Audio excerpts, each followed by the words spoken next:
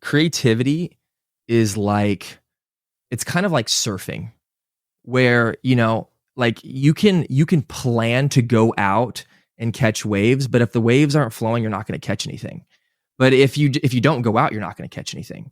And creativity for me has felt more like discipline than it has like it's a gift. Now, I do feel like I have a gift in creativity, but I feel like it's been a muscle.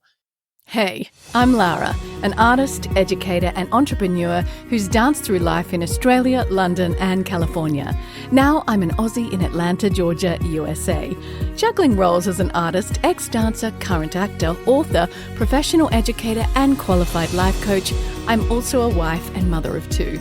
Join me on this podcast crafted for creative souls at every level, entrepreneurs, artists, dreamers, and hope-filled humans alike.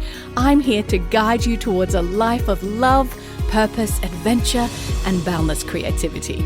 As a healthy, wealthy, and wise creative soul, I invite you to hit subscribe for weekly inspiration.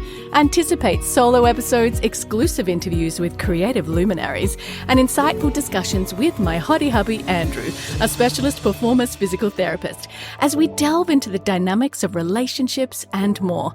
Dive into a 360-degree view of making a creative life you'll love. You're not going to believe who I get to talk to today. Bryant Ellis, a self-made multimillionaire entrepreneur and the founder of the Adventure Challenge. He is a Forbes 30 and under 30 honoree, and he is dedicated to empowering aspiring individuals by cheering on the often misunderstood concept of failure. Bryant delves into this topic frequently on his podcast, The Bryant Ellis Show, and he's recently written a new book called Hello, My Name is Failure. If you have creativity within you and you're an artistic soul, this story is for you. It will inspire you to pivot that well of creative source within you into more than just your primary art form. This is a person who did that, and it has served him well. Let's unpack his journey of creativity to millions. Welcome, Bryant. Your company, The Adventure Challenge, has seen an extraordinary journey from its inception to 100 million in sales. Mm-hmm. What were the primary motivating factors from the creation and at the foundation of The Adventure Challenge? I mean, were you that bored kid in school? Like, what's your story? Yeah. Well, the idea I got years before I actually created the product for it. I have ADHD, which I believe now is a superpower versus a disability or a, medical barrier. And so, when I was up in Reading in school, a lot of people want to do like game nights and board games and card games and things like that. And I just get so bored. My attention doesn't stay focused on that for very long. And I remember thinking, man, if someone could make a game that every time you play it, it's something different and you don't know what you're going to play until you commit to playing the game. Kind of like Jumanji. I was like, that would be so sick. Like that would be such a fun game. And so I went on kind of like an experimental mode where I was trying to figure out how could I make this game? Maybe I make a box, you push a button and it gives you a ticket and that ticket tells you what to go do for fun. And I told some of my friends about it and they thought it was funny. And they didn't like the idea. And I was like, I don't know. It sounds like it could be a genius game. I was like 19 or 20 back then. And so I didn't do anything with it, and I had no idea about what I could turn this into. I wasn't even thinking of making a product to sell. It was just, I want to make this for me. So when I go to game nights, I can actually have fun. But yeah, for several years, I pursued acting. I lived in San Francisco and represented myself there, did, castingnetworks.com, LASF casting, things like that, did student films, indie films, commercials, and then ended up getting signed by an agency in LA, moved to LA, pursued acting, ended up getting really sick in LA. Don't know if it was the atmosphere, the chemicals in the air, what, but I got really sick. And so I could go to 0 auditions. I did nothing for the entire year. And then I found out that there was an acting conservatory starting in Redding, California. And the lady I was dating at the time, she wanted to go up to Redding for a season. My roommate was also an actor. And so we were like, let's just all go up to Redding for a year, take a break from the chaos of LA, and then come back and pursue acting again. And so I went up there, started, I did the school. And maybe halfway through the first year of the program, I got the idea for the book, the scratch off adventure book. And I told a friend at school, I was like, I have this idea for a product, and it's a book that is filled with adventures, and you have no idea what adventure you're going to go on until you scratch off the scratcher material. And she loved it. And she was like, you have to make that. That's such a great idea. I could see so many people buying it. And so that's kind of what sparked the journey. And through a series of weird events, I ended up getting kicked out of acting school maybe a month before graduating. It's just so funny. I'm sorry, but it's like... Well, it's funny and it's wild because it's like, yeah, I mean, I have a lot of things I could say, but it was a wild thing. And it was the first year the conservatory was operating as a school and a business. So I have a lot of compassion for the leadership team, because I'm like, especially somebody who started his own business, you're like, it is chaos at the beginning. It's hard. Yeah. And so, but basically, yeah, I got kicked out, and I took that so personally and felt so rejected and so unloved. And I was like, well, all I have is my scratch off activity book now. So I'm going to put everything into this to make it succeed. And my goal was like, hey, like, I don't want to depend on anybody else for my success anymore. And so if I move back to LA to pursue acting, I don't want to have to be waiting tables and ask my manager to get off a shift so I can go to an audition. I want to create financial stability so I can pursue art the way I want to without having to answer to somebody. And so my goal was just to make enough money to make like $2,000 to $3,000 a month so I could pay rent, buy groceries, and pay my car. That was it. And I was like, once I'm making $3,000 a month, I'll move back to LA, pursue acting full time. That's what's going to happen.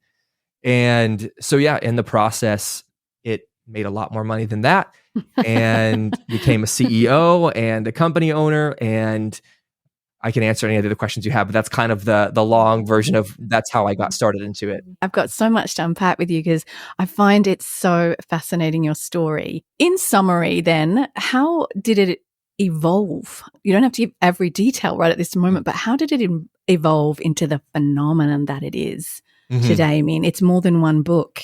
It's incredible. How many books are there now? We probably have 10 different products we sell. 10 or 11 or 12. I mean, it's hard to know the exact number because we've discontinued some of the products and then we've launched new products. But I mean, yeah, easily 10 products we sell. And then some are seasonal, like we sell like a Christmas advent calendar, and we sell that during only Christmas and things like that. So, but what was the question? How did it evolve? Yeah, how did it evolve? Because I mean, it started with one book, and I'm going to go back to that question and that journey a little later. But what's the sort of summary version of how it became this huge thing with all these products? Well, it's kind of weird. So it's interesting how ideas evolve. So I had the idea for this book to be a game you play with your friends. It was never a dating book. Like, that wasn't the goal of it. I made a Kickstarter and was like, hey, this is a book to do with your friends. This is a fun game to play.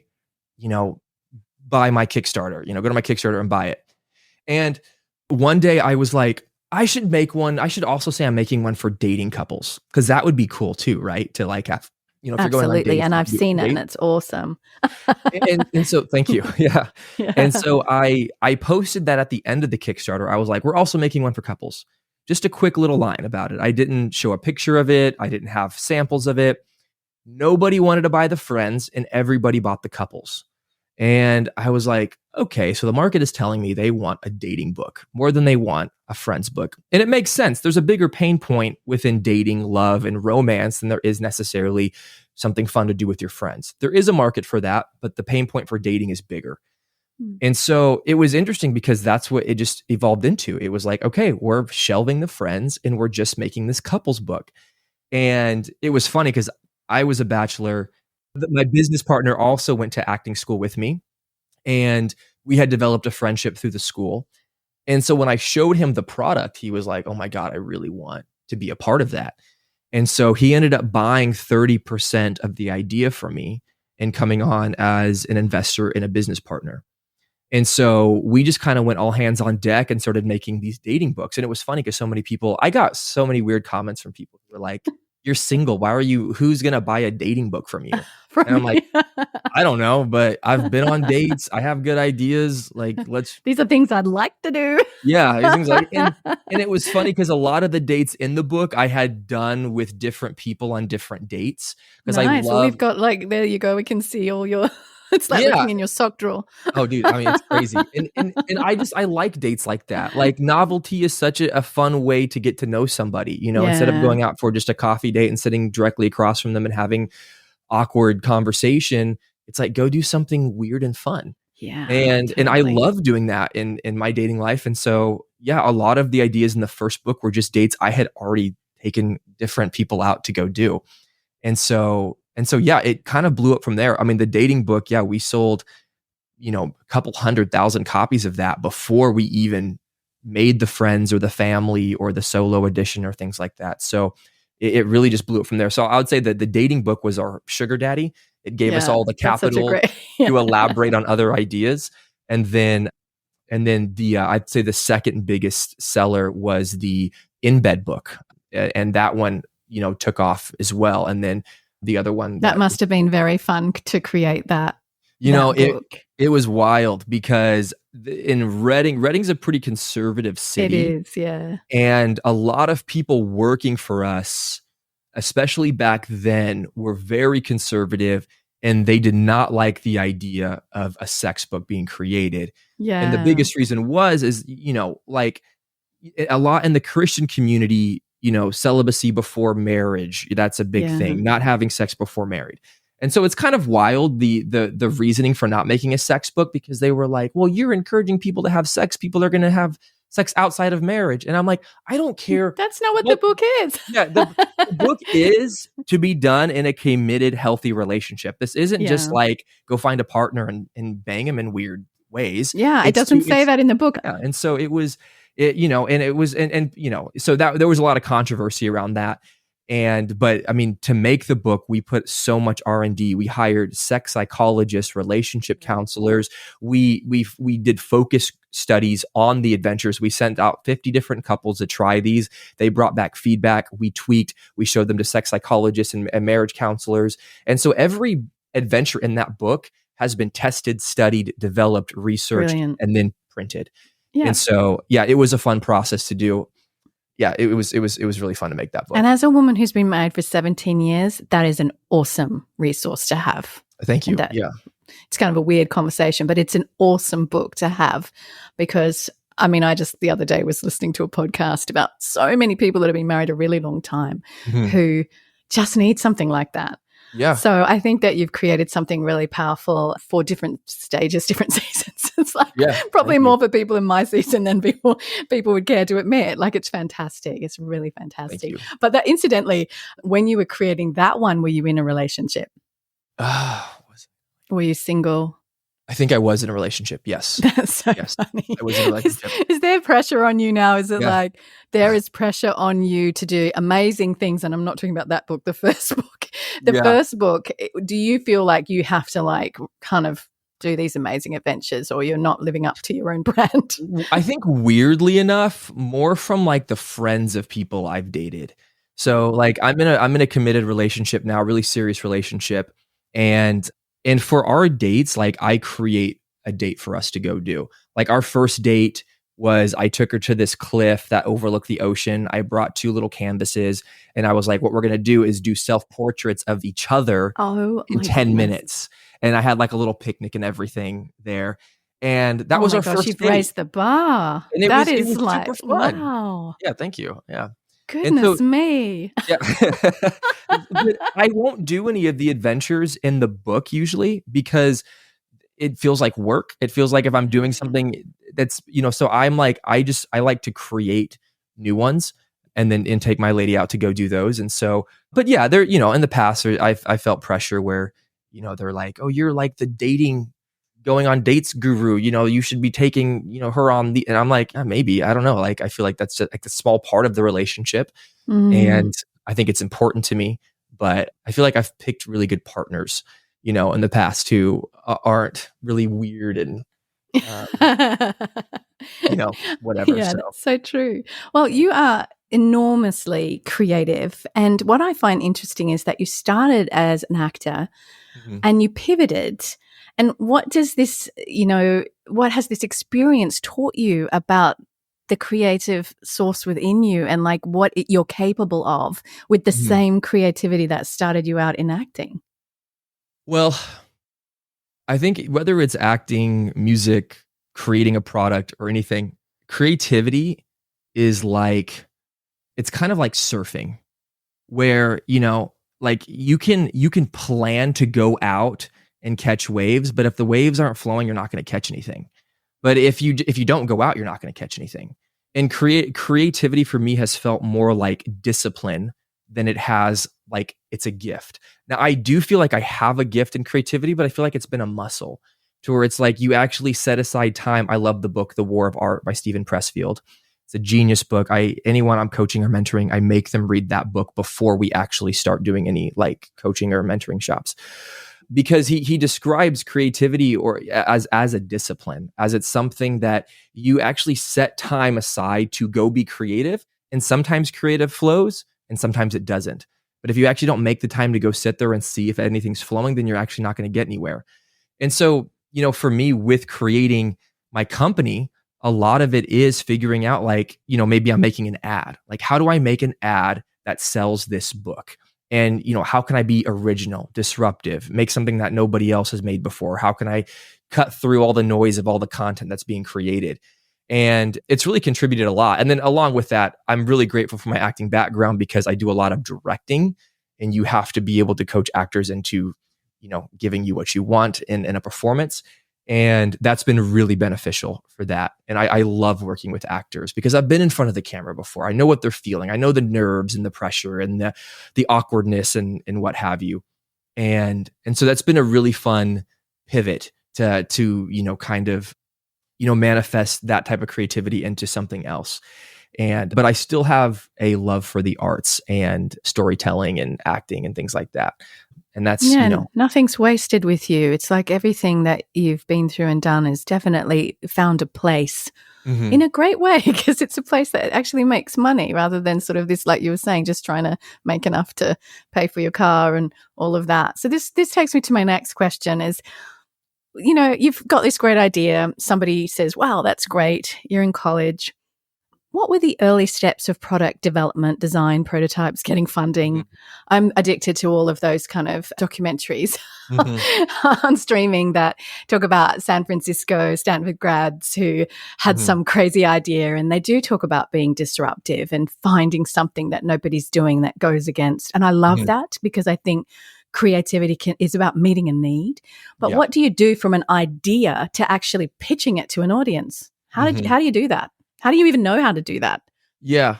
Well, I mean, it was a lot of trial and error. It was a lot of failure. It was a lot of making a decision that I thought was the right move and then it not being the right move. And, for me, if I'm meeting with an entrepreneur or anybody for that matter, and they ask me, I have this product idea, how do I bring it to market? There's no judgment against that mindset.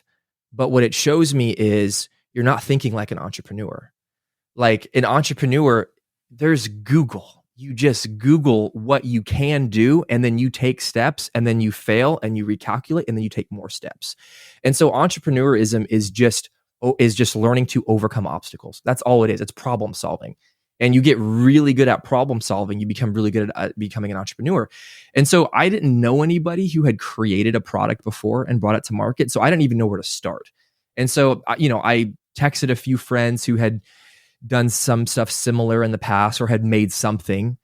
And I was like, how do I even make this? It's a book, but it's not a book. It's a game, but it's not a game. It's kind of a hybrid between the two. And it was just like little connection after little connection. I had one friend and he goes, well, it sounds like you just need to make a prototype. And I was like, great. Well, I don't know how to make a prototype. So I'm going to go to Hobby Lobby. Oh, wow. And I'm going to buy a notebook and then I'm going to order scratcher tape off Amazon. And I'm going to cut it into little squares. I'm going to write the adventure and then just stick it over there. And I'm going to create like a vision of what the product could be. And then I'll know what to do next. And so it was always kind of like, instead of being like, I don't know how to sell this yet. It's like, well, I do know I can make a prototype and then I'll walk through that door and then I'll see what the next door is. And so that's what I did. It's the ugly prototype of the first So it's Adventure Challenge what I'm book. looking at here for listeners is like literally one of those high school binders, Yeah. just paper. Yep. And you've gone it. That is so cool. And then you That can is see, so cool. you Yeah. open it up, and then I have all the scratcher material placed Wow. in here. That's so And neat. He's done it so neatly as well. Good on your Hobby Lobby. This took and so Amazon. long to make, and I worked so hard to make this freaking thing. And was that the original one that you've done, the prototype? Was that all your ideas, or were you in a partnership, a business partner? Yeah, this was before. So when I Wow. partnered with my partner Ben, I had already printed the first order from overseas. And so this was just like me sitting on my couch with a printer, pen and paper, and glue and scissors, and just kind of like putting this together. And so, but this is what I was able to use to pitch to people, to show them, this is what I want to make. How do I make this professionally? That's so cool. And somebody goes, well, I went to a local print shop in Reading, and they quoted me at like $25 a copy. And I'm like, that's so expensive. Yeah. I talked to another friend, and he was like, well, have you thought about having these books made in China or overseas? And I'm like, I thought that was taboo. I thought you weren't supposed to do that. I thought that was, and he's like, no, like I know some people who have some really amazing factories, and you can go inspect them, and you can see that it's a really good place to have creation done. It's not like slave labor and all that kind of stuff. Did you go to China? I didn't go to China, but I basically met with the owners, and because this is our first print, we don't work with them anymore. We actually have a team that goes to China and inspects everything now. Oh, that's I've personally never been to China and done it myself yet, but we have a team that goes out and does that. But basically, yeah, I just said, this is the book. Can you make it? And they were like, yeah. I was like, that's it. That easy. You can make it. And they're like, yeah, we can make it. And then like 4 weeks later, they had sent me a way better version of what I had done. And it wasn't perfect, but it looked like something you could find at a bookstore or at a game store or something. And so then it was just taking that, finding the flaws in it, messaging them back, hey, can you fix this, this, and this? They sent me a new sample. Hey, this is good. Could you do this, this, and this? Great. We like this. Can you send us 1,000 copies? Awesome. They send me 1,000 copies. Now let's sell these 1,000 copies. And then it was off to the races to try to sell them. And what happens with that though? Like, how do you find the funds? Because you were struggling at that point to finance 1,000 copies. Yeah. So when I bought the 1,000 copies, I had partnered with Ben. Okay. So that's where you got an investor. Yeah. Exactly. Nice. Yeah. So I think he offered me $40,000 for 30%, which at the time, that was more money than I'd ever seen. Yeah. In my life. Yeah. And I was like, absolutely. So I used that seed money to buy the 1,000 copies. And then, we kind of started that way. So, but actually it's kind of wild because it was able to buy 1,000 copies, but then we needed more money to buy 5,000 copies. And then that 40,000 didn't cover it.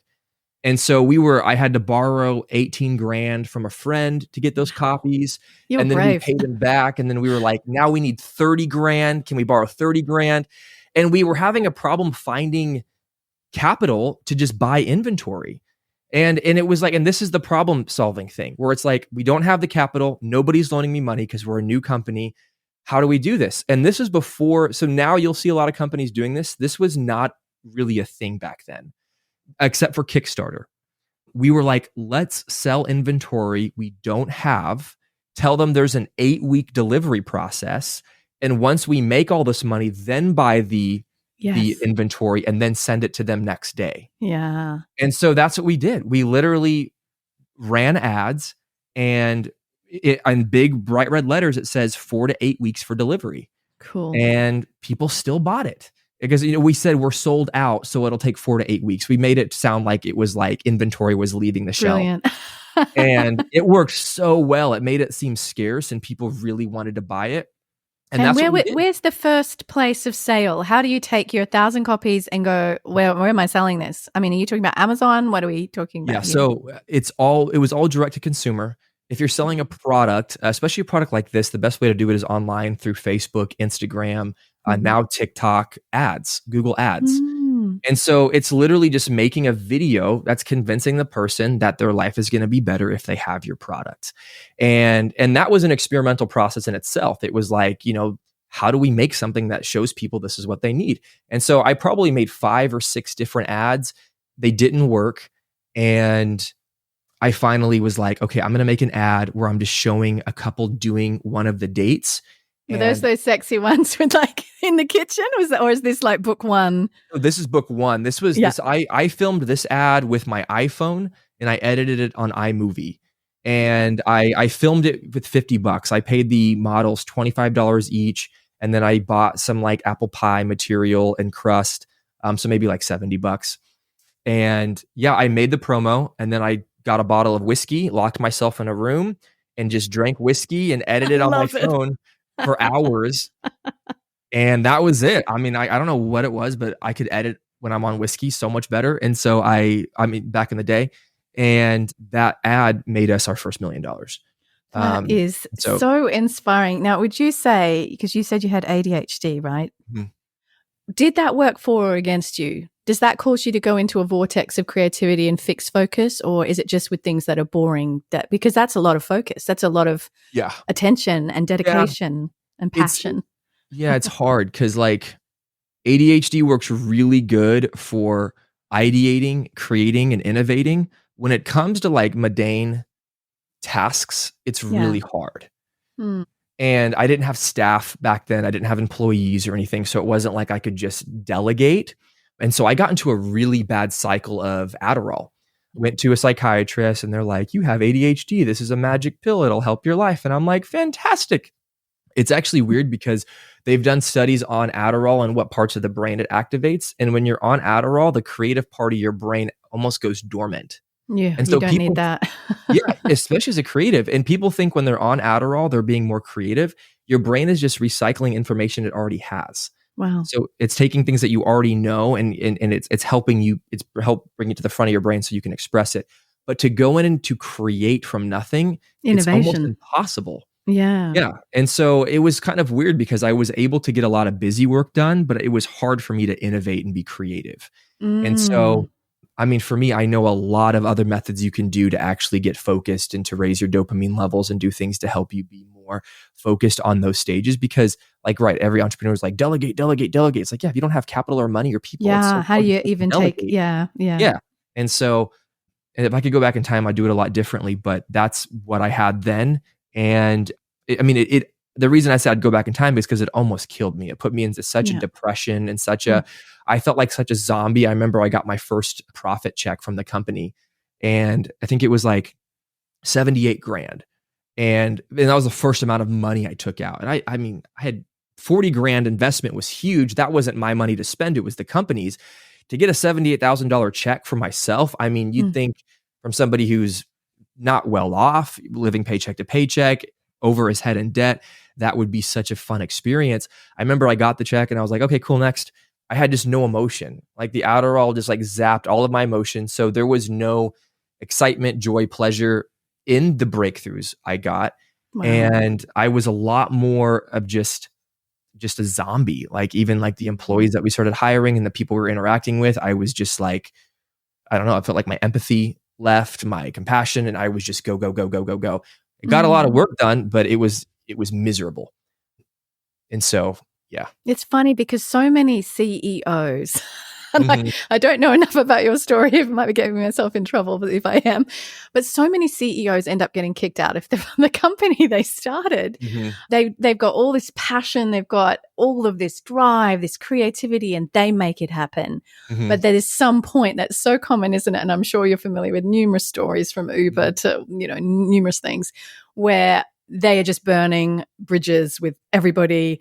And I'm sure you can empathize with the fact that that journey is very, very challenging, from idea. What has it taught you about leadership going through all of this? And what do you know now that you wish you knew then? Well, I mean, this is going to sound so cliche and I almost hate saying it, but like you can't take care of people unless you're taking care of yourself. And that's good. Right? That's you good. Hear that from other leaders, but it sounds like a luxury. People think, oh, that's a luxury. I don't have time to take care of myself. It's like, no, you really can't bring your full self to the table and lead well if you're not taking care of yourself. And so if you're, every night drinking liquor, in the morning you're taking Adderall, and you're destroying your body, your mind, and your ability to come up and show up and be a good leader, then you're not going to do it well. You might be efficient to some extent on some meter, but you're not going to have happy employees and people. I did get lucky because I was able to find ways to tap into my fun and creativity in certain ways. And the early stages of Adventure Challenge, the employees who were part of that, they all look back on it so fondly, and none of them knew I was miserable or hated my life. Because we were making so much money. It was like we'd rent boats and yachts and go do work days on the lake, and so fun. And it was a lot of fun. And I was good. I was a good actor. I could put on a smile and pretend like things were going good, but I was just deeply miserable. But I think one of the biggest things I've learned in leadership from creating the company is that leadership kind of sucks. And everybody wants to be a leader, but they don't understand that when you are a leader, you're painting a giant target on yourself. Absolutely. And you're just like, throw your opinions and accusations at me. As a leader, you don't have the luxury of being understood by everybody. Because also, if you're the top of, if in the hierarchy of a business, you're at the top, people are scared to tell you what they think, but they have plenty of opinions behind your back. And so in the early stages, it was interesting because I remember, I've told this story before, but there was a day where, I walked into the company and we'd have these Monday meetings every Monday. And I walked in and I could just feel everyone was stressed out. Nobody was in a good mood. And I was like, I was supposed to get up and talk about our numbers and objectives and yada, yada. And I was like, this sucks. I don't want my employees to be miserable. I want them to enjoy their time here. And I want them to feel good and relaxed. And so I get up in front of everybody, I turn on the TV, and I turn on an episode of Friends. Nice. And I tell everyone to go get their bagels, and because we had bagels and fruit and stuff. And I said, go get your bagels and we're going to watch this episode. And everyone's like, the hell are we doing? And so everyone got their bagel and sat down and they're watching the episode of Friends, and then it ended. And then I just hit next episode. And then everyone just kind of got comfy in the chairs and the couches, and everyone's watching Friends and laughing. Oh, they're getting paid for this too. They're on the clock, right? And then after like 2 or 3 episodes, I went out and turned the TV off and I said, hey guys, have a great week. Like, go kick ass today. And so many people came up to me and were like, I was so stressed. This was amazing. Thank you so much. I feel so taken care of. You literally paid everybody to sit in front of the TV for an hour and a half and eat breakfast. Nice. And I was like, yeah, good job. I'm a good CEO. I'm a good leader. I had one employee approach me, and she was like, how dare you do this? She was like, we're expecting you to go up and to lead us and to show us the vision for the week and to give us objectives and charge. And you just take the cop out and you just put on the television. And I was like, that's how she saw my action. Was like what I was trying to do, what I felt instinctually was this will be good for people because I'm feeling a lot of stress and anxiety coming from them. She saw as a lazy cop out. Yeah. A cop out. And then I had 2 other employees go to other leadership and go like, he's such a horrible leader. Like, how dare he turn on the television during a meeting? So unprofessional. But it was like 95% of everybody, they loved it. But there was 5% of it who assumed my intentions were bad. And they, spoke poorly of me. And that's when I realized, I was like, you cannot make everybody happy. Even if you're doing something that on paper looks and sounds so good, somebody might villainize you. And you have to be okay with that. And luckily, I was able to talk to the lady who confronted me and explain my heart behind why I did that. And she was like, okay, I can see that. I can understand that. The other 2 people, not so much. They were very bitter individuals, and they were always looking for a villain to kind of place blame on. So it was like, if I would have done that, or if I would have gone up and given a TED Talk and motivated everyone, they would have been like, who do you think you are, a TED Talk speaker? They were always looking for a reason to judge and to portray me as the villain. So I think that's the biggest thing I've learned about leadership is it's like you fail the most as a leader. And what the common perception of people following you is you shouldn't be failing because you're our leader. And it's like, no, I am just like, we are all failing. I'm just in the spotlight, and you guys get to see all of my failures. And I think it's being humble. And the amount of times I've stood in front of my employees and been like, I'm so sorry I dropped the ball. This sucked. Like, I'm learning, I'm growing. I didn't go to school to be a CEO. I didn't learn about this. This just happened, and I'm doing the very best I can. And you get so much empathy and compassion when you show up with humility versus trying to cover up your mistakes with like, well, I have all the answers and whatever. And this was a calculated decision and I stand by it. No, like I feel like 20% of the decisions I make are stupid, and it's like, and I'm fine with that because like, as long as I'm willing to clean up the mess and own what I did, you can just move on and keep moving forward and keep developing. And so. That brings me to my next question, that you've recently written a book and released it called Hello, My Name is Failure. Mm-hmm. And this is really so much of what you've just been talking about. And tell me about your book. Tell me about the heart behind it. Some of it we know, and what you've learnt about failure. Even your podcast is about it. So this is really interesting. What is it? What's the heart cry that you want to get across about failure to people? Yeah, I think the biggest message is failure is not the opposite of success. It's a prerequisite. Wow. Like if you cannot embrace failure, you will never embrace your full potential. And I'm singing to the choir. Every influencer out there is talking about failing. Go fail fast. Go fail upward. Go fail.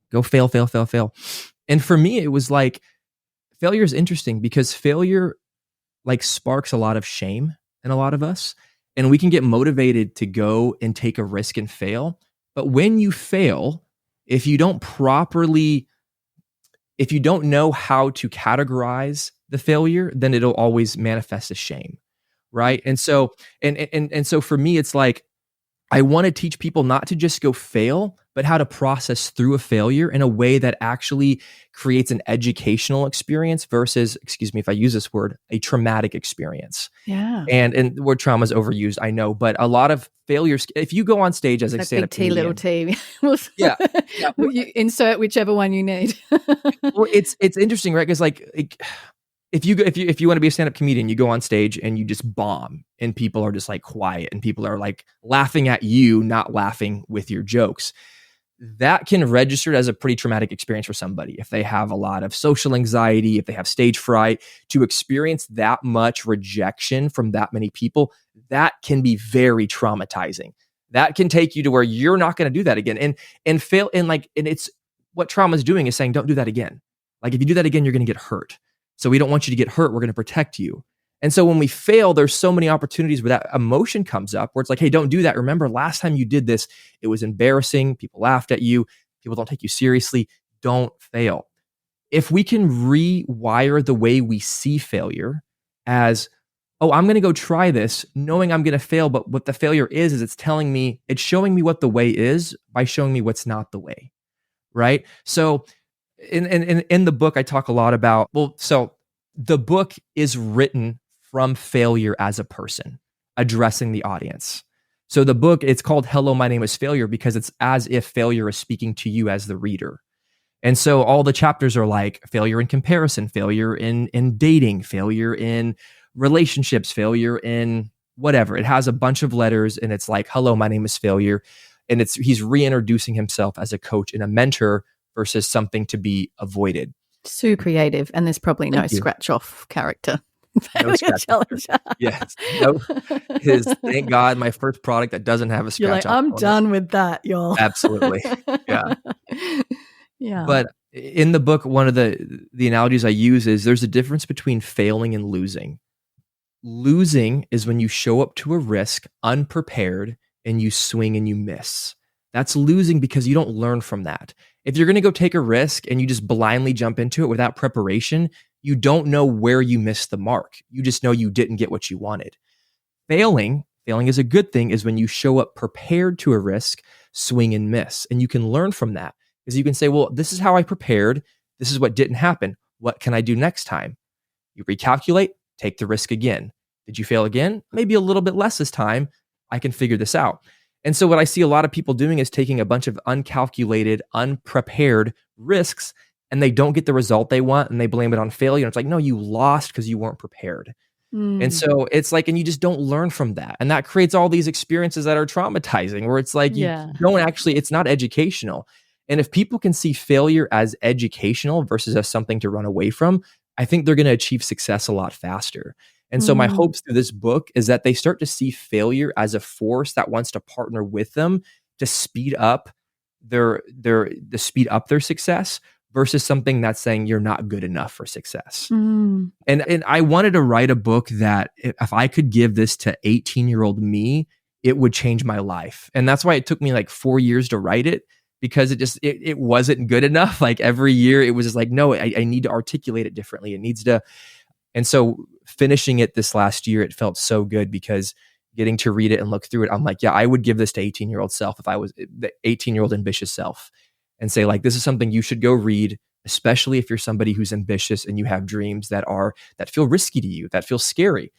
So yeah, it's definitely something I'm really excited about, and I'm excited for people to read it. So. That's one of my questions, actually, which is funny, because rather than come back to it at the end, tell me what you would tell your younger self, other than say, here, read the book. If you were right now looking at you at 13, what would you say to young Bryant now?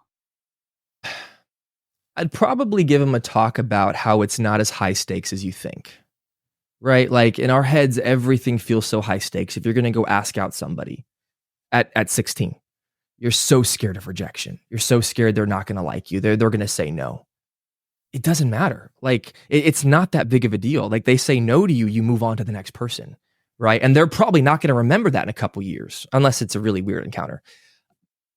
We remember our failures more than anybody else's, unless it's like a level 9 or a 10 failure where it's like public, you know what I'm saying? Like really bad, where you like do something stupid. I'm not calling that a failure. I would say that like we put higher stakes on our failures than other people. And if we can learn to forget as quickly as other people do, then we can have more grace and forgiveness for ourselves. Like if you think about like social anxiety or a social failure, or a time you're in a room and you embarrass yourself or you say something stupid, how many times do you lay awake at night and think like, man, what Paula said was so stupid. Like, I can't believe she said that way. She was probably like, but we'll lay in bed and think like, oh my God, I'm such an idiot. I said this thing. I sounded so stupid. I should have shook his hand instead of giving him a hug. I should have. And we put all this pressure on ourselves to like be perfect. And we go on stage and we perform something and we mess up and we're so harsh on ourselves. But like, when was the last time you went to a stand-up comedy club, you watched a comedian just totally bomb, and you laid awake at night thinking about how stupid he was? Like in the moment, you might be thinking like, oh yeah, that's embarrassing. Oops. Should have do better jokes, dude. And it's awkward, but like you just forget about it because you're more fixated on your life than you are really their life. And that's kind of what everyone's doing. They're actually more fixated on what they're doing than what you're doing. And so if you go up and you make a complete idiot of yourself, yeah, it's a little awkward in the moment. It kind of sucks, but it's low stakes. They're not remembering that forever.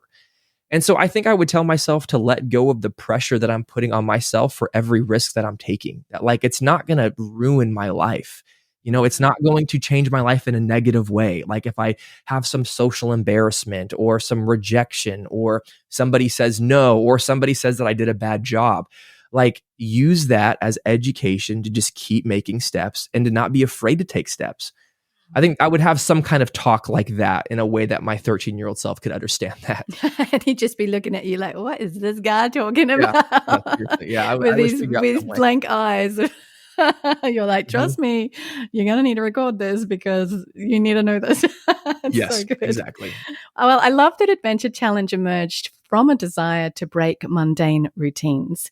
Mm-hmm. Can you share more about Adventure Challenge's genesis and its focus on providing unique, engaging experiences? And what I'm particularly interested in is that there's a link between risk, as you've been saying, adventure, and breaking mundane.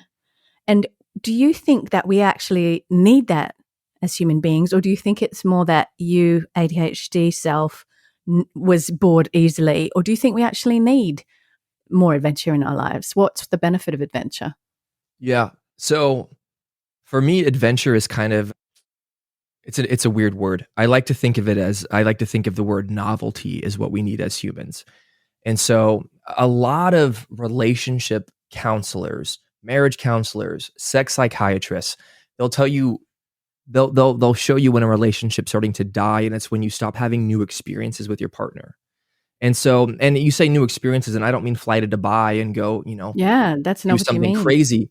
I mean, getting out of what your brain is in the rhythm and cycle of doing on a day-to-day basis. Interesting. Yeah. And so it doesn't have to be, it can be as simple as going to a new restaurant It can be as simple as doing a date that you have never done before. It can be asking questions that you've never asked your partner before. It doesn't have to be crazy. And so the Adventure Challenge book, it says the Adventure Challenge. We're not telling people to go jump out of planes and go scuba dive or go cliff jumping. We're having them do something that is new to their everyday routine. That's to get them out of the routine so new conversation flows, so new ideas start flowing, and then they can experience different sides of each other. And so like watching Netflix with your partner, going to the same restaurant that you always go to, taking a walk, these are all beautiful things. Talking about the kids because you don't know what else to talk about. Exactly. It's like, these are important parts of a relationship, right? But I feel like there should be a 10, 15, 20% aspect where it's like, we're going to break the mold. We're going to do something different. So instead of cooking together, in one of the adventures in the book that's really popular it's called The Helpless Baker. It's where you're making an apple pie. One person is blindfolded, and the person who's not blindfolded is guiding your hands through the experience. Beautiful. I promise. Very most people have sexy never too. done that. It's like Ghost, isn't it? And the clay scene in the musical. Well, I've seen the musical, the movie Ghost. Yeah, it's literally just like that. And it warrants new conversation. It's flirty. You're trusting your partner. You're using different. If your kids are watching, it's good for them. It's like marriage is cool. Oh, absolutely. Well, or this, whatever. Yeah. In my situation, my kids would be watching. Oh, yeah. And I'm like, I think it's so important as humans. I think if I'm mentoring somebody and they say they're depressed, if it's not a chemical depression, if it's not something where their hormones are completely out of whack, I'll first have them do like a blood panel and see like, are they really low on vitamin D? Do they have proper nutrients? Because that's a big thing, right? And so I don't want to discredit depression to just being, you're not doing enough fun. Like, I know that's not the answer. But sometimes we get stuck in these ruts and the world feels so small to us that we forget there's so many amazing, incredible experiences we could be having. And it doesn't take an absurd amount of energy. Because we think, go explore the city. That sounds so big and scary. And it's like, it can literally be, I did a podcast episode called How to Have a Good Monday. And literally the episode is, I'm saying today, you're not going to do anything that you normally do. On your way to work, you're going to leave a little bit early and you're going to go down a different street to get there that you've never been before. You're just going to take a different route to work. For lunch, you're not going to go to Chipotle if you always go to Chipotle. You're actually going to find a restaurant you've never been to, and it's going to be a genre of food that you've never really experimented before. So you're going to do something new for lunch. When you're back at the office, you're going to find 5 minutes to approach an employee that you've never really had conversation with, and you're going to have 2 questions prepared to ask them. On your way home, you're going to listen to a genre of podcast that you've never listened to in your entire life. So it can be murder mystery. If you don't listen to self-help, it can be self-help. But you're going to listen to something you've never listened to before. And then when you get home, you're going to call somebody that you never call, and you're just going to have a 5-minute conversation with them. The feedback I've gotten, that sounds like a lot of steps, right? Like, no, but fantastic. It's like, you're like, okay, it's Monday. I have these goals for the day. The amount of feedback I've gotten from just changing that day is like, oh my God, I feel like my world just got bigger. I had different conversations. I made a new friend. I tried something new. And it's like, we get stuck in routine, and sometimes routine is good for us.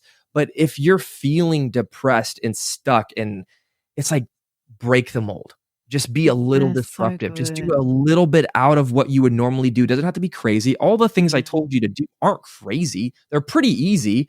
Even if you're socially awkward, you can find somebody that you can talk to for just 2 minutes and have a conversation with. And I think I incorporate this into my life a lot when I'm feeling like I'm in a rut. Whether it's turning on Netflix and playing something I would never watch before, whether it's listening to a genre of music I have never listened to before, or, trying to find weird questions to ask my girlfriend that I have never, asked her. And so I think it's a really important part of our development and experience as humans to constantly be exploring. And it doesn't have to be high stakes and crazy. I love what you're saying. I think it's so true. Like, I have the most amazing marriage. And I credit a lot of that to the fact that we've had a very adventurous life. And it's not going to look like everybody else, but, we married, we were in Australia for 3 years. We moved to London and we lived there 7 years. And we had our kids in London. We were in a country other than it. Everything was always different. Everything was changing. We went back to Melbourne. We were there 5 years. And then I got headhunted for this job in California. And then my husband got a job in Atlanta. I mean, it's crazy. It's absolutely crazy. But to me, I've had so much adventure and it's just brought so much joy to my life. And I Wow. feel like it's made my marriage better. Now, nobody else is going to probably want to do what my husband and I have done because we're artists. And well, he's a physical therapist for artists. Wow. But like what you're saying, practical steps, not the norm. People just get set into little routines. I've seen this everywhere I look. Everyone does the same thing. They're bored out of their freaking minds. Yeah. What you're saying is incredible because just doing a little thing like that, I mean, what an amazing episode you've made, can really unlock something adventurous. It's an area that I'm doing a lot of study in. Absolutely love what you just said. It's so incredible. How many kids do you have? 2. 2 kids. They've been everywhere. Born in London, 5 years in Australia. Now they're a year in California, now in Atlanta. And they've been through a lot. But they are, do you know what? I've realized it's not about what's going on out there outside the home. It's all inside the home that puts stability into the heart of a child. Totally. That's an aside. But, you know, as somebody who's grown up and you've been a kid, you understand it's all about the inside of the home. Yeah. That really builds confidence and a great kid. That sounds like a great upbringing. That's really cool. Yeah. But we don't want to move anymore. We're over it now. Yeah. You guys like Atlanta? Absolutely love it. It's just the perfect spot. And really the heart to be here was that I can afford a house because it's lower cost of living and it's got a fantastic arts industry. And my husband has a great job. Oh, that's great. So I live in the South. I said y'all before, which sounds so wrong in an Australian. Oh, I bet. Yeah, y'all. Now, I just am curious, with your business partner, Ben Day, surely there was some conflicts and challenges. How do you continue to work forward with a business partner when things get tough and your relationship gets strained? Did it get strained ever? Yeah. I wanted to kill him. I mean, there were days that we both, I'm pretty sure I didn't hate anybody on this earth more than him. Wow. Yeah. But I'll preface that with saying I have a closer relationship with him than I do probably most, even my family members. Wow. And I think it's actually, I don't want to compare it to that, but I would say it's weird because when you go through hell with somebody like that for 5-6 years, a weird bond is formed or it destroys your relationship. And so for us, it was like, there was so much conflict at the beginning and it was all wrapped around the way we communicated to each other. And it was all about the ways we created assumptions about what the other person was meaning through their communication. So some of our rules in conflict is when we have a problem or the other person offends us, we have to assume the best about what their intention was, bring it to them and confront it immediately. And so a situation could be, you know, we're both, I don't want to say alpha males, but we're both alpha, very like take charge and lead. And so we're both very like confrontational, get it done type personalities. And so if, you know, at the beginning of the company, we're both leading. I'm the majority owner. So like I have final say, but you have 2 men who are building this together. And so on like a staff meeting, maybe I said something and he made a joke at what I said and maybe some employees laughed or vice versa. And I'm like, he did that to look like a better leader. He did that to make me look like an idiot. He did that because he's insecure and he wants me to. And I'm creating all these negative assumptions about what he did. Instead of saying in my own head, maybe he was feeling really anxious and insecure up there and he was trying to just make people laugh. And that was the only thing he could think of to do to loosen the tension. Okay.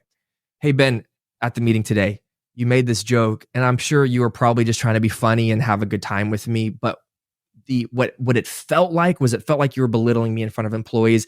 And there's this narrative in my head where it's like, you did that on purpose. And I know that's not who you are. So I just wanted to bring it to you and hear what your thoughts were. And it's like, oh, I'm so sorry. Well, this is what I was thinking. I didn't even mean to affect you this way. This is when we learn to communicate like that, our conflicts never really surpass a 4. They used to go to 11 out of 10 quite frequently. We would frequently in like all staff meetings, I'd have to be like, hey, Ben, can I talk to you in private? And we'd have to leave the whole staff meeting and we'd have fight. Tension. And it was like, I need the popcorn, people. Oh my God. Yeah. Dude, it was, we went to couples counseling together. Oh, that's so cute. Yeah. To learn how to go through conflict. Yeah. Yeah. And we're both, heterosexual men, but we went to we went to couples counseling to learn because like this feels like a marriage. We need to learn how to communicate Yeah. as such. And that like changed our relationship, like learning how to So communicate, good. learning to assume the best, and to not let like, I forget who described it this way, but if you feel like the smallest chip, the smallest little jab or budge, you confront it as fast as possible because it Mm. just builds up. So instead of having all this like feelings of like, well, he did this, this, this, and this, no, immediately. Oh man, when you said this, I felt this way. Are you feeling? Mm. And he might be like, yeah, I was feeling a little bit of anger. And so that's why I said that. And like, oh, okay, well, can we figure this out? And I'm like, dude, our arguments now are so funny, like the way they go, because they're just so they don't turn into anything big. And I feel like we talk about higher stakes issues than I do with anybody else in my life. We're talking about millions of dollars or Yeah. having to fire 10 employees or whatever. It's like and it doesn't feel high stakes when we're having conversation because it feels like we both have learned to communicate. And so that's been the biggest That's going to thing. make you an amazing spouse. I hope so. It's I like hope what it you definitely plays it too. there. Oh my goodness, that's incredible. All right, I want to ask you something raw, but let's just go there. Yeah. When you make money, does it change the people around you? Have you lost friends? Have you gained friends? How do you know who's there for you? This might be a controversial answer. If you're surrounding yourself with really good people, it's not going to change them a ton. Mm. Their insecurities and things might flare up a little bit more. They might feel like, oh, well, I feel maybe inferior because now you're doing this and you have this income coming in. And that kind of stuff does come up. People who aren't really your friends are a lot more friendly towards you, you know? So I'd say like I would get treated a lot better by strangers who knew who I was, but I didn't know who they were. Mm. But I think what it did for me is I already had this narrative in my head that people only like me because they want something. Yeah. And that's the narrative I had created as a child. Mm. And so when I got a lot more money and had more success, that narrative played a lot stronger because then I was like, I now have a reason to point to this is what you're doing. So if somebody was trying to show me love, attention, affirmation, it's because you want this, or it's because I'm this, and it's because, and so I started to create this whole narrative that people only want to be my friend because of this, that, and the other, and blah, blah, blah.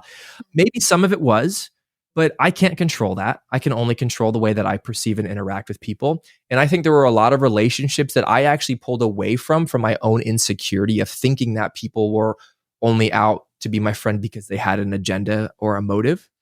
We make up so many stories in our head. Yeah, we do.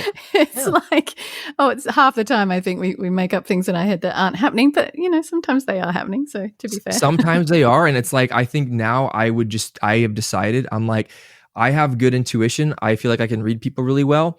I am going to assume the best motives about everybody I interact with. And if I really feel like somebody's after me or they're trying to manipulate me or use me for my money, I'm going to address it. But I'm going to assume every person who's kind, loving, and accepting to me is because I'm worthy of that. And I show up as a good friend and as a good brother and as a good boyfriend and as whatever. And so, yeah, like in my life right now, I've come to a place in my life where I just don't spend money. I surf, I play pickleball, I go out to eat with my friends. And so like, but you're not going out and buying a Rolex like every week, like I think the big sports stars do when they make some change. No, I bought a Lamborghini back when the company was, like 2 years ago.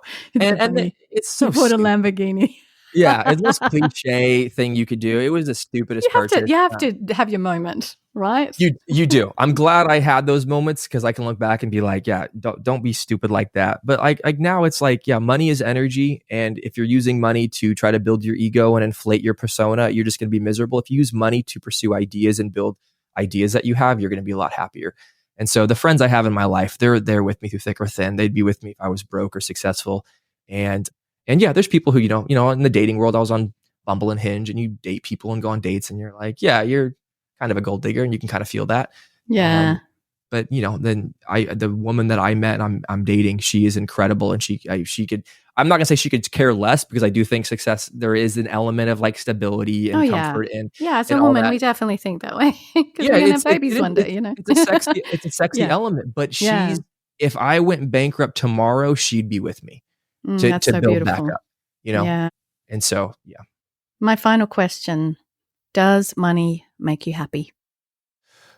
No, but I mean, I think there's multiple sides. Like money can alleviate stress, right? Like I'm not going to tell, a struggling single mom who, lives in government housing and she's trying to provide for her 2 kids that money doesn't make you happy, because that's stupid. Because it's like the answer to all of her problems comes in the form of money.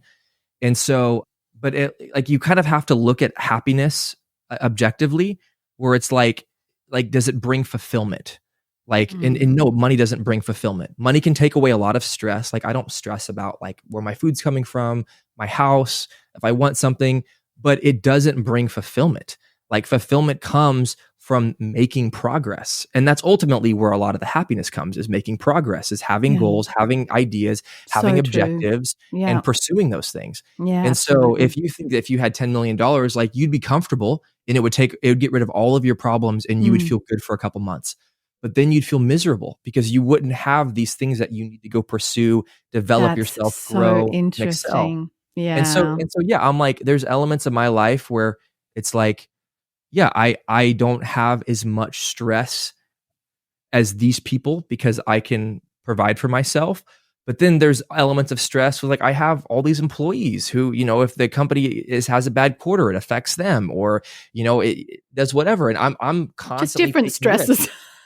Yeah, different stresses. New levels, new devils, as they say. Yeah. And so, yeah, I would say that I'd say money helps a lot. Big fan of money. Highly encourage people to go and figure out creative ways to make it. But if you're thinking that that's going to make you feel fulfilled and that inner happiness, that excitement for life, like it's not there. It's not gonna bring you any of that. So it's good to hear that from someone who's been there. It's really good. Right. Where can people find your book? Yeah. And find you if you want them to find you. And the Adventure Challenge. The Adventure Challenge is theadventurechallenge.com. We're on Instagram, Bryant Ellis on Instagram. My book, Hello, My Name is Failure, it's on Amazon. It's on Amazon. We have the physical book, the audio book, and the Kindle. Did you narrate yourself? I did not, because the book is written from failure as a person. I hired a talented voice actor who has more of that wise, sage, deep voice who's narrating it. I am failure. Yeah. So he's so good. I'm so lucky I found this guy. He's incredible. I can't wait to hear it. All right. Thank you so much for your time. I so loved hearing your story.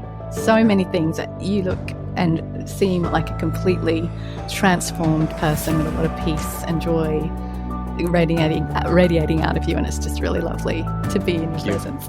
Thank you. Yeah. Thanks for having me on. It was super fun. Phew, today's masterclass is done. I love reaching back and saying, I've done this, and helping you learn the easy way. If you want more, head to larabiancapilcher.com for show notes, links, freebies, my blog, coaching and courses, and you can also head to my socials, Lara Bianca Pilcher on Instagram and Facebook. I'm also on Twitter and Pinterest. Thanks again for listening. Please leave a review on Apple Podcasts. That would mean the world to me. And of course, keep on living the healthy, wealthy, wise artist living towards your dream life. Bye, friends. P.S. Shout out to my hottie hubby, Andrew Pilcher, who does all the editing on this podcast.